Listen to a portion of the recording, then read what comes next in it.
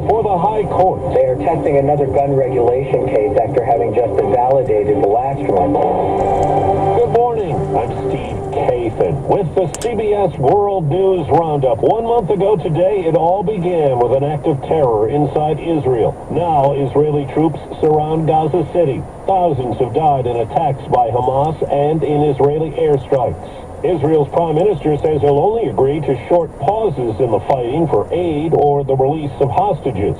CBS's Ramy Inocencio begins our coverage in Tel Aviv. 1 month ago, Hamas militants stormed Kibbutz Be'eri, killing more than 100 people. Thomas Hand was told the worst news a parent could get. His 8-year-old daughter, Emily, had died. It hopefully would have been quick and painless, no torture. He accepted his little girl, who loved to dance and sing, was gone. But 3 weeks later, new information. The military says Emily may be alive. And already started grieving, and then I had to go back into the nightmare of not knowing exactly where she is. Forensics teams didn't find her body or traces of her DNA. We're praying for her to be released, whether in one piece or broken. Emily is one of at least 36 children believed to be taken by Hamas. The United Nations Secretary General warns Gaza has now become a, quote, graveyard for children.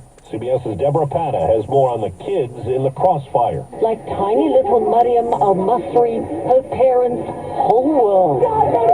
How will I go home without you, my beloved? Her mother implores. Fadi Baraka prays for them. He's been a grave digger for 30 years. He told CBS News this cemetery used to bury 2 or 3 people a month before the war.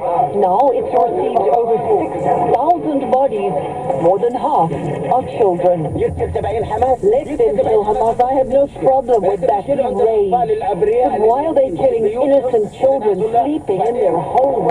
It was a dramatic day in a New York courtroom. CBS's Costa has more on former President Trump's testimony in the civil fraud trial. Trump lashed out at Judge Arthur Engoron, the man who will determine the fate of Trump's business empire. As for yes or no answers by the New York State Attorney, Trump often replied with winding monologues, with Judge Engoron directing him to stay on topic, telling Trump's lawyers, "I beseech you to control him if you can." Trump notably acknowledged that he had a hand in his property's valuations, saying, "I would look at them, I would see them, and I would, maybe on occasion, have some suggestions." Trump also testified he once lowered the valuation of a New York apartment he owns, but repeatedly said he believes his properties, like Mar-a-Lago, were undervalued, not overvalued. It's Election Day, and while it's an off year for major races, CBS's Jerika Duncan reports voters in Ohio today will decide if the right to abortion should be guaranteed in the state's constitution. Over 850,000 people voted early. They are expecting more than average turnout for this at stake whether a woman has a legal right to an abortion in the state of Ohio. It is literally and figuratively issue number 1. CBS's Jim Krasula tells us there are 2 races for governor to watch.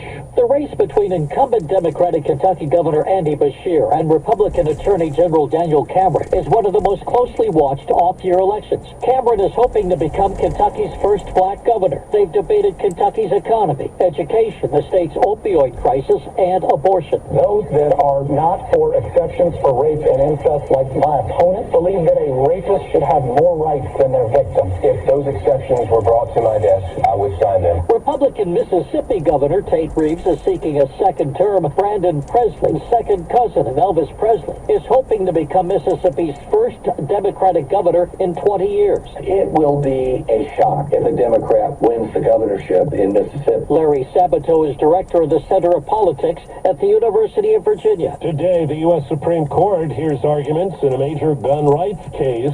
CBS's Jan Crawford tells us the issue is whether people cited under domestic violence protective orders should be prevented from owning a gun. Ruth Glenn is president of an advocacy group for victims and survivors of domestic violence.